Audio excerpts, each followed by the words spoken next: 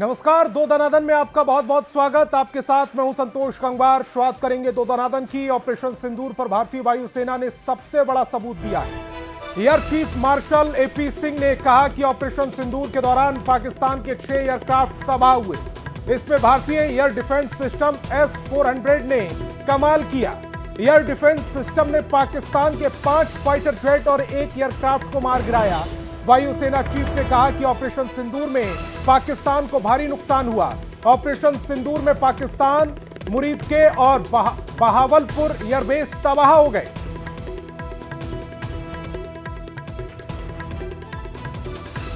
Sorry. So here you can see the damage, which is of course not coming out very clear in this, but other pictures, here these two buildings, you can see the damage much clearly.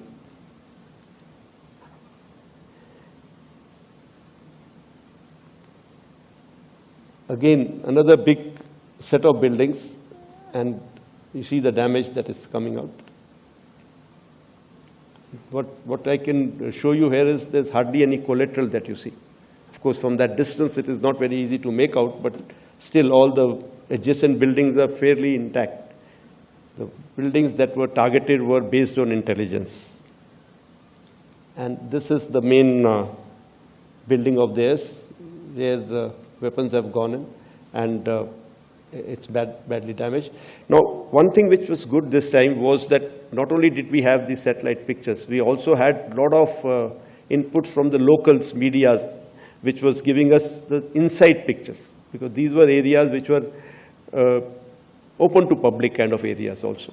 So there were a lot of people who were going in and out. So on the net, we could get pictures like this and videos like this. This is the same building that I just showed you.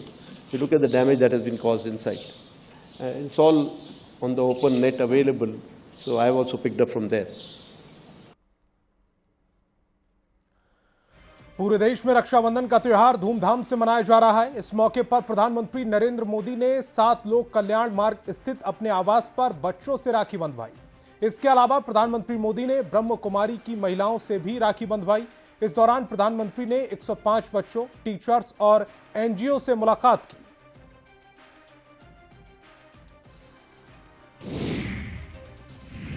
और पटना के famous teacher Khan sir ने अपनी coaching की छात्राओं से रक्षाबंधन पर राखियां बंधवाई। सैकड़ों की संख्या में बहनों ने खान सर को राखी बांधी।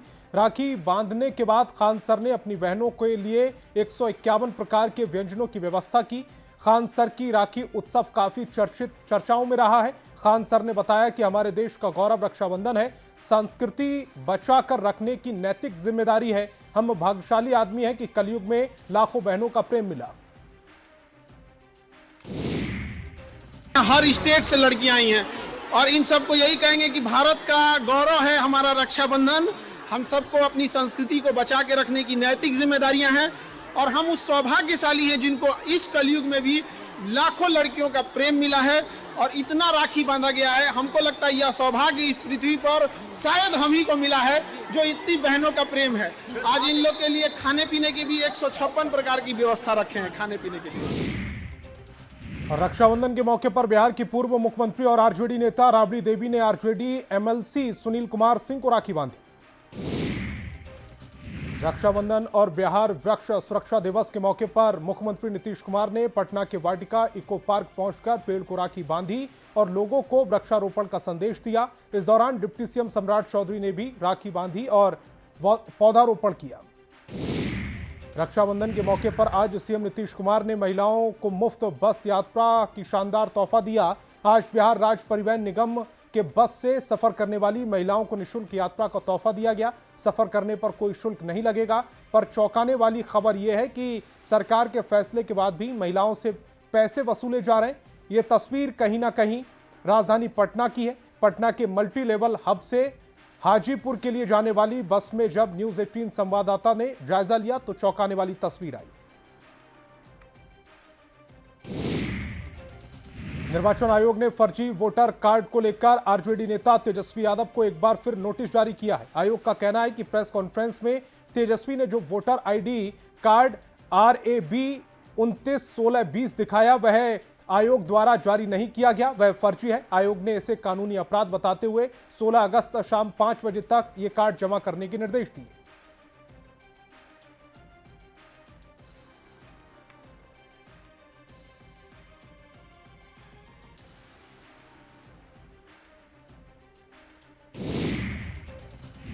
केंद्रीय मंत्री जीतन राम मांझी से मिले उप मुख्यमंत्री सम्राट चौधरी उनके आवास पहुंचे। इस दौरान पार्टी के राष्ट्रीय अध्यक्ष और बिहार सरकार के मंत्री संतोष सुमन भी मौजूद रहे। माना जा रहा है कि विधानसभा चुनाव को लेकर यह मुलाकात काफी महत्वपूर्ण है। मंत्री संतोष सुमन ने कहा कि यह मुलाकात औपचारिक है और एनडीए में टिकट बंटवारे में कोई दिक्कत नहीं है, जल्द ही सब हो जाएगा। कुछ नहीं है, औपचारिक मुलाकात थी। दो गठबंधन के नेता आपस में बैठते हैं तो राजनीतिक बात होती है, लेकिन ऐसा कोई मामला नहीं है जो आप समझ रहे हैं। और माननीय प्रधानमंत्री जी का कार्यक्रम गया में लगा हुआ है और उस विषय की चर्चा हुई थी और उस पर हम लोग को कैसे करना है, क्या करना है, क्योंकि कार्यक्रम को सफल बनाना है, इस पर विचार विमर्श हुआ। और इससे सीट बंटवारे पर कुछ बात है? अभी कुछ नहीं हुआ है। सीट बंटवारा समय पर हो जाएगा, निश्चित रहिए। इसमें एनडीए में कहीं कोई खटपट नहीं है। हम लोग आपस में तय कर लेंगे, बहुत शांति से, सौहार्दपूर्ण से करेंगे, सम्मानजनक तरीके से करेंगे।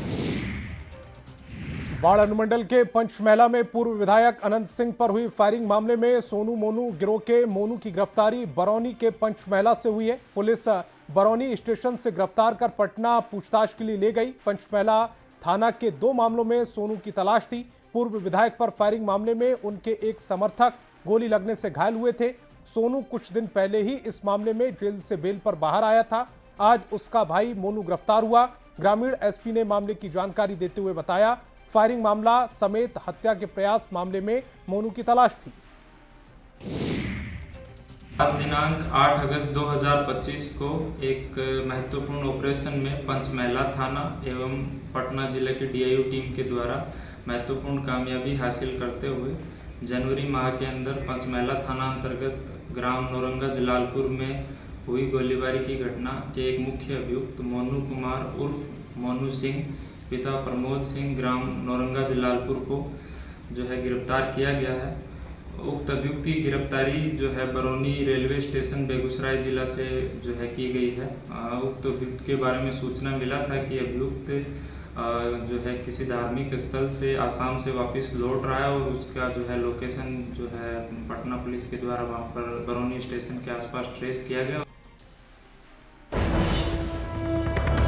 त्योहारों के सीजन में रेलवे ने बड़ी सौगात दी है। Round trip package for festival rush launch किया है। राउंड ट्रिप टिकट बुक करने पर डिस्काउंट मिलेगा।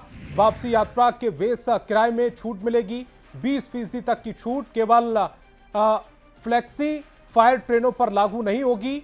स्कीम आने जाने का टिकट के साथ 20% की छूट का ऐलान किया गया। रेलवे ने राउंड ट्रिप पैकेज की शुरुआत की है। सभी क्लास और ट्रेनों में स्कीम लागू होगी। लगातार हो रही बारिश और गंगा के बढ़ते जलस्तर का असर पटना में देखने को मिल रहा। दीघा घाट समेत सभी जगह खतरे के निशान से गंगा ऊपर बह रही। आज रक्षाबंधन के दिन बड़ी संख्या में लोग गंगा नहाने पहुंचे। ऐसे में सुरक्षा को देखते हुए जिला प्रशासन और एसडीआरएफ की टीम तैनात रही। वहीं मौसम विभाग ने बिहार के 25 जिलों में बारिश को लेकर अलर्ट भी जारी किया। बक्सर में गंगा और कर्मनाशा नदी उफान पर है। नदियों के उफान से बक्सर मोनिया स्टेट हाईवे जलमग्न हो गया। प्रशासन ने नावों का परिचालन शुरू कर दिया। फिलहाल गंगा नदी खतरे के निशान के ऊपर बह रही। बक्सर जिले में गंगा नदी ने जिले के 5 प्रखंडों के 3 दर्जन से अधिक गांवों को चपेट में ले लिया। किसानों की मेहनत और मवेशी चारा सब कुछ पानी में डूब गया। राजधानी पटना के मकसूदपुर गांव के पास पटना बख्तियारपुर स्टेट हाईवे पर तेज बारिश में एक विशालकाय पीपल का पेड़ सड़क पर अचानक टूटकर धराशायी हो गया, जिससे स्टेट हाईवे पर परिचालन ठप हो गया। वहीं पेड़ के 11,000 वोल्ट वाले हाईटेंशन तार पर गिरने से 2 बिजली के तार भी क्षतिग्रस्त हो गए, जिससे आसपास के इलाकों की बिजली आपूर्ति ठप हो गई। हालांकि इस हादसे में कोई हताहत नहीं हुआ। भागलपुर में एक और जहां लगातार बारिश हो रही है, दूसरी ओर गंगा का जलस्तर लगातार बढ़ रहा है।